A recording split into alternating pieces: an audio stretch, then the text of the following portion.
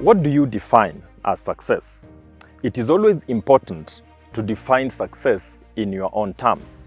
What one individual perceives as success is not necessarily how the next individual perceives as success.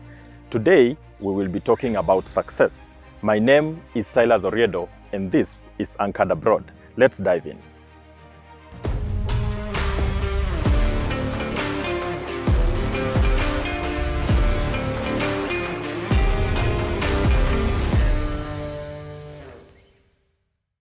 Different people define success differently, and it is always important as an individual to ensure that you understand what success means to you.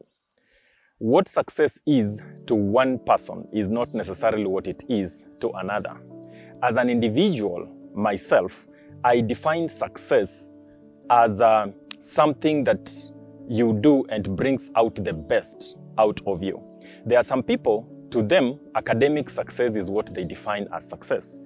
When they do, maybe they start from a lower level, like they go for their diploma, and then they scale up and do their degree, and then they scale up and do their master's degree, and all the way forward to the Doctor of Philosophy. That is what they define as success. And it is important to understand that that is what success is to you.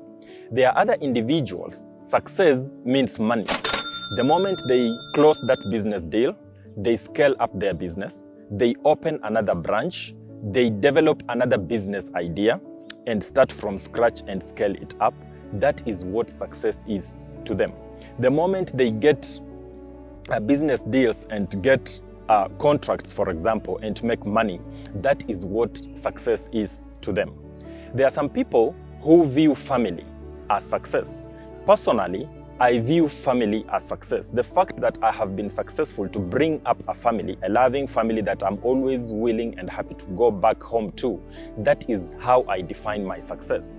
My success is not necessarily anchored on money or even business. In as much as I also want to excel in those areas, it is not necessarily what drives my success story.